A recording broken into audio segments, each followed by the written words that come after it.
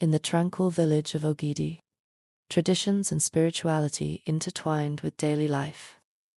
Among the most esteemed families was Udo's household, a respected farmer with abundant wealth and land. Yet, his family lacked the one thing he longed for most, an heir.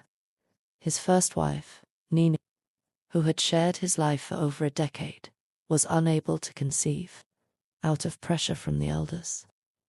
Udo married a younger, vibrant woman, Adora, who soon became pregnant. For Nene, the pregnancy was a dagger to her heart. She hid her despair behind smiles. But in her moments of solitude, the ache of barrenness consumed her. At the market, the whispers grew louder. Poor Nini, her time has passed. At night, she wept silently as Udo doted on Adora. When she overheard the midwife say, "This child will bring honor to Udo's name," she decided she could no longer stand idly by. Her yearning for motherhood pushed her toward the forbidden. Nini sought Kedu, the priestess of the forbidden forest, feared for her connection to the gods and the unseen. Kedu hut, surrounded by ominous whispers of the wind, felt like stepping into another realm. As Nene knelt before the priestess, her voice shook with desperation. "Priestess, grant me the bond of a mother.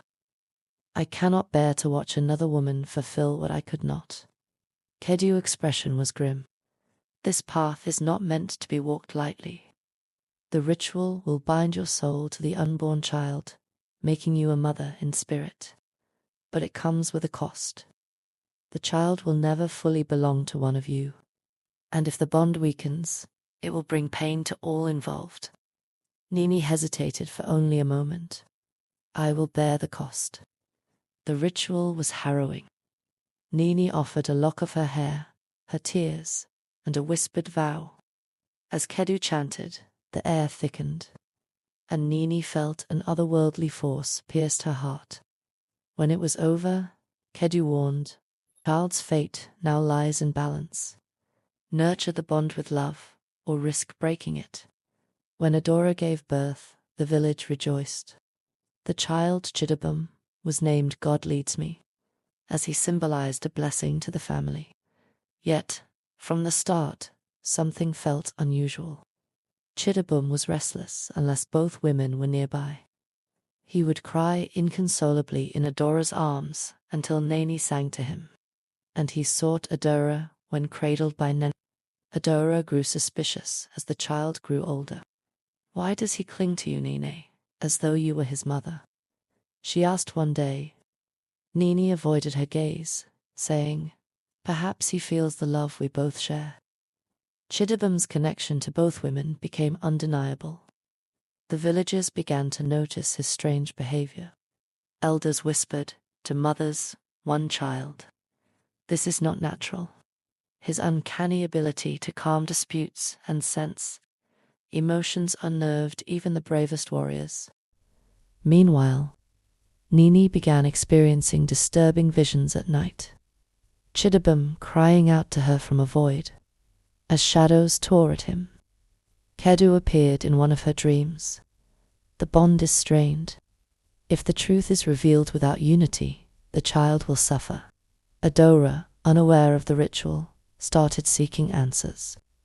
When Chidabum fell ill inexplicably, the healer declared, "This is no ordinary sickness. The child is caught between two worlds." Desperate, Adora consulted an oracle who revealed the forbidden ritual. Rage consumed her. She confronted Nika before the villagers, her voice trembling with fury.